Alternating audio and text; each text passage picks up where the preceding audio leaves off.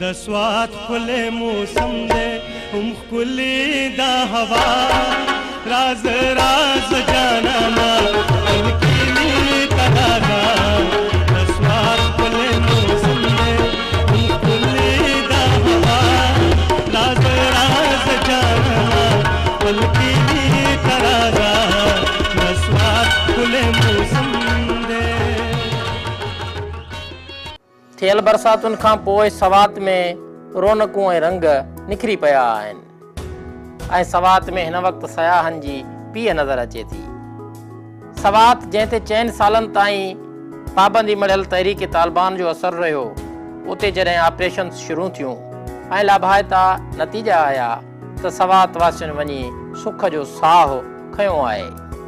जंहिं बाद हिते मुल्की त मुल्की पर गैर मुल्की सयाह बे वॾे तइदाद में नज़र अचनि था।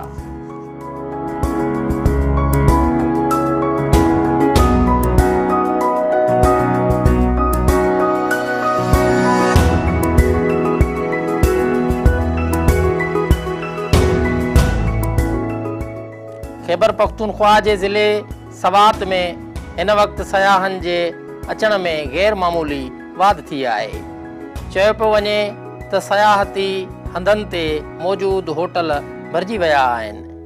ऐं सयाहनि जे वॾे तइदाद किरायनि जे घरनि में रहाइश अख़्तियार कई आहे। कालाम होटल्स एसोसिएशन जे सदर अब्दुल वदूद जो चवणु आहे त हीउ पहिरियों भेरो आहे जो सवात में एतिरे वॾे अंग में सियाह हिते पहुता आहिनि,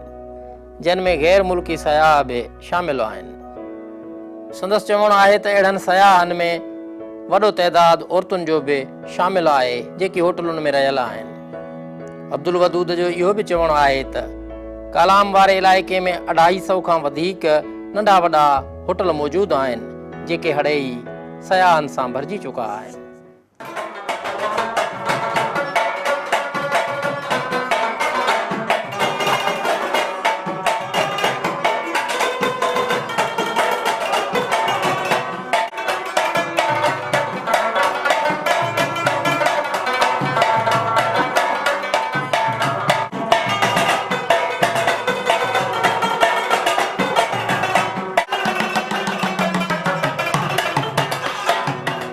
सवात में हलंदड़ साल दौरान ईंदड़ सयाहनि जे तइदाद बाबति हिन वक़्त ताईं जेतोणीक मुकमिल तौर ते अंग अखर मौजूदु न आहिनि, पर पोइ बि इहो चयो पियो वञे त गर्मी जी मौसम में 8 लख खां वधीक सयाह सवात आयल आहिनि ऐं गुज़िरियल 10 ॾींहंनि दौरान सवात में 10,000 खां वधीक गाॾियूं पिणु दाख़िल थियूं आहिनि, जॾहिं त ईद वारनि ॾींहंनि में गाॾियुनि जो तइदाद 12 खां 15,000 हूंदो आहे। सवात में सैर सफ़र करण लाइ ईंदड़नि जो चवणु आहे त हितां जा होटल कोहमरी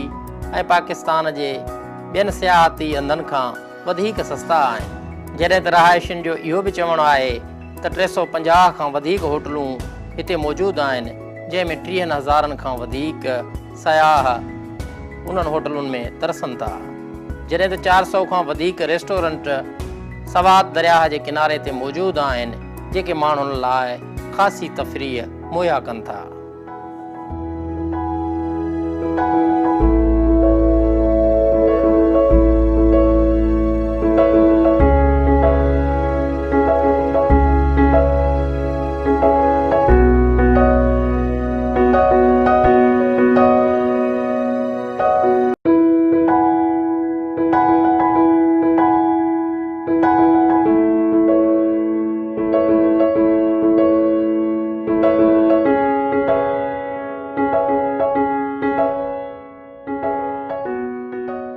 सवात जे रहंदड़नि जो इहो बि चवणु आहे त अमुन जी बहाली खां पोइ ही पहिरियों भेरो आहे जो सयाह एतिरे वॾे तइदाद में हिते पहुता आहिनि। हिन वक़्तु सवात जे मुख़्तलिफ़ इलाइक़नि दरियाए कालाम ऐं महूंडंड जे इलाइक़नि में टेंट विलेज बि क़ाइमु कयो वियो आहे, जिथे सयाह होटलुनि में जॻह न मिलण करे उन टेंट विलेज में रही रहिया आहिनि, जॾहिं त सवात में दुकानूं हलाईंदड़नि ऐं होटलूं हलाईंदड़नि जो इहो बि चवणु आहे त संदन हिन वक़्तु रोज़गार बहितर थी रहियो आहे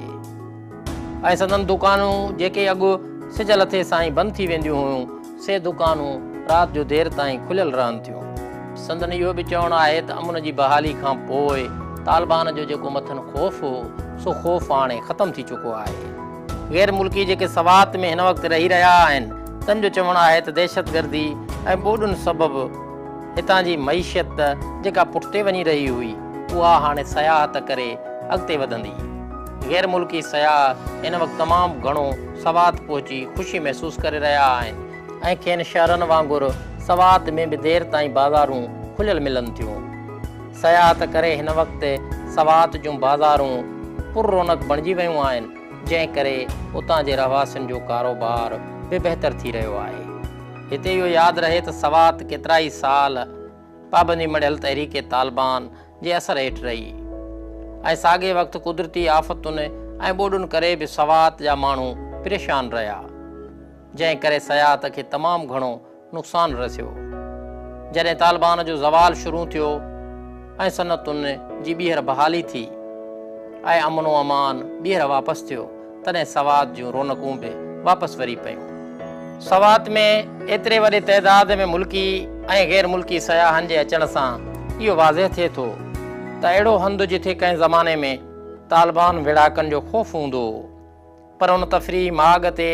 एतिरे वॾे तइदाद में सियाह अचण लाइ तयारु आहिनि। यानी तालिबान विड़हाकनि जो ख़ौफ़